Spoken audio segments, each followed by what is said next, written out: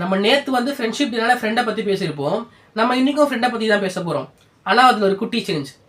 True ஃப்ரெண்டை பத்தி பேச போறது கிடையாது. ஒரு ஃபேக் ஃப்ரெண்டை பத்தி பேச போறோம். அங்க தேட மாட்டீங்க. ஃப்ரெண்ட் ஆப்பை இன்ஸ்டால் பண்ணுங்க. டைரக்டா நீங்க ஆடியோ இல்ல வீடியோ கால். நீங்க இப்ப பார்த்த இந்த ஆடை ரீசெண்ட் டைம்ஸ்ல நீங்க எல்லா சோஷியல் மீடியாலையும் பார்த்துருக்கலாம். இந்த ஆட்ல வந்து ஒரு ஆப்பை ப்ரமோட் பண்றாங்க. பேசிக்கா இந்த ஆப்ல என்ன சொல்றாங்க அப்படின்னா, நீங்க லோன்லினஸா இருந்தீங்க அப்படின்னா நீங்க வந்து ஃப்ரெண்ட்ஷிப் இங்கே டெவலப் பண்ணிக்கலாம். நீங்க வந்து பசங்களா இருந்தீங்கன்னா பொண்ணுங்க கூட பேசலாம், பொண்ணுங்களா இருந்தால் பசங்க கூட பேசலாம், உங்க ஃப்ரெண்ட்ஷிப் டெவலப் பண்ணிக்கலாம் அப்படின்னு சொல்லி இந்த ஆடை ப்ரமோட் பண்றாங்க. சரி, அப்படி என்னதான் இந்த ஆப்ல இருக்குமே பார்க்கலாமா? ஒருவேளை இது இன்ஸ்டாகிராம், ஃபேஸ்புக் மாதிரி ஒரு கம்யூனிகேஷன் ஆப் அந்த மாதிரி இருக்குமான்னு பார்த்தீங்கன்னா அதெல்லாம் இல்லைங்க, இல்ல. ட்விட்டர் மாதிரி அந்த மாதிரி ஆப்பா இருக்குன்னு பார்த்தீங்கன்னா அதெல்லாம் இல்லைங்க, இல்ல. சரி, கேவலம் ஒரு ஸ்னாப்சாட் மாதிரி இருக்குமான்னு பார்த்தீங்கன்னா அதுவும் கிடையாது.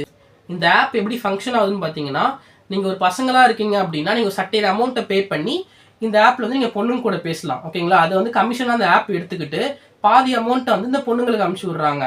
கேட்கும் போது ரொம்ப கேவலமாக கன்றாவியாக இருக்குல்ல. இன்னமும் இந்த மாதிரி ஆப்பெல்லாம் எதுக்கு பேன் பண்ணாமல் இருக்காங்கன்னு தெரியல.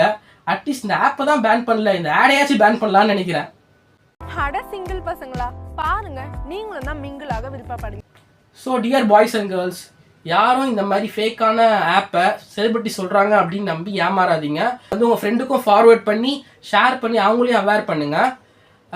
இந்த ஆப்பில் அப்படி என்னதான் பண்ணுறாங்கன்னு பார்த்தீங்கன்னா, ஒரு குறிப்பிட்ட ஜெண்டரை வந்து ஒரு ப்ராடக்டாகவும் ஒரு குறிப்பிட்ட ஜெண்டரை வந்து ஒரு கஸ்டமராகவும் மாற்றி அதன் மூலமாக காசு சம்பாதிக்கிறாங்க. இதுக்கெல்லாம் பேர் எனக்கு தெரியுமா? உங்களை இந்த ஏரியா மாமா நினைச்சேன். மாமா பையா